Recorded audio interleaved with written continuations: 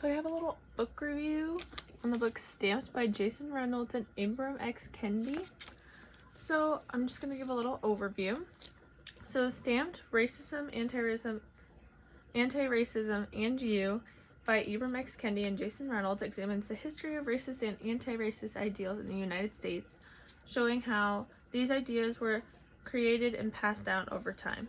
And the book connects historical figures and events to present-day issues, making it clear that racism is not accidental but learned, and it can be passed down from generation to generation. And it's written in a more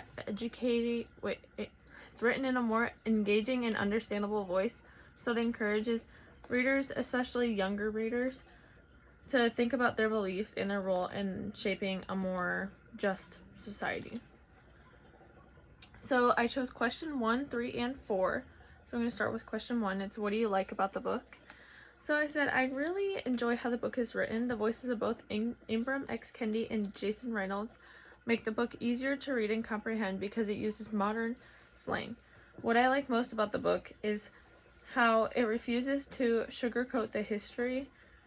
Well, it's still genuinely engaging, and the conversational tone makes the heavy ideas feel approachable, and it never talks down to the reader.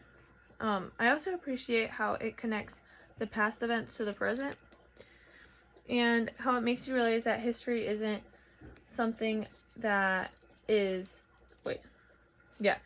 it makes you realize that it's not something that happened such a long time ago, but it's really recent, and that it actively is still shaping the world that we live in now.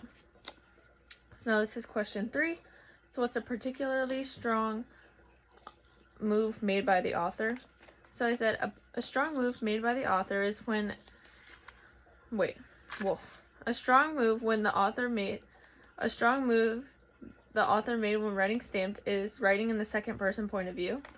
So I say multiple times throughout the book, the author references the reader and writes as if we're getting told a story, not reading one. At the beginning of the book, he explains the differences between segregationists and assimilists and anti-racists, leaving the reader with those definitions in mind, and he actively mentions them and redefines them throughout the book. So then, at the end of the book, on page 247, he writes, whether you, reader, want to be a segregationist, and then in parentheses, a hater, an assimilationist, a coward, or an anti-racist, someone who truly loves. So this is a call to identify the reader. This call to identify the reader is especially effective because it takes the terms defined and used throughout the book and challenges the reader to align their beliefs. So yeah. Okay. And lastly, for question number 4, what does this book teach you? So I say, this book teaches and reminds me that racism isn't just about treating one person bad, but it's about it's not about just treating the people bad. It's about the ideas that were intentionally created, defended, and passed down over time. It shows how these ideas still influence laws, culture, and everyday thinking today. And more importantly, it pushes the reader to understand that being not racist isn't enough. You have to actively question and challenge harmful ideas. Overall, it teaches accountability and how understanding history gives you responsibility for how you think and act now. A quote that shows this is when he is explaining a book that was written to explain how Egypt was a white country and had black slaves. And this book was written in the 1900s. In the 1800s.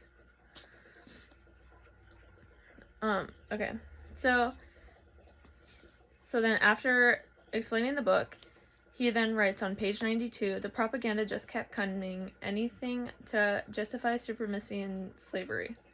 And by describing these texts as propaganda, it shows the reader how easy it can be to be deceived by texts and statements, even especially if you believe them without doing research.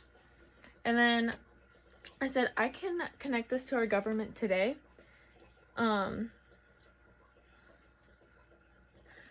especially with the president and ICE. It's easy to believe or ignore such a high-up official just spewing ideals, but you have to, I feel like everyone has to remember that ignorance is complacence, and that this is how ideas like the maltreatment of certain people from certain races and slavery were allowed to continue so long in history without people doing anything. So yeah, that's my whole book review. Thank you so much for watching.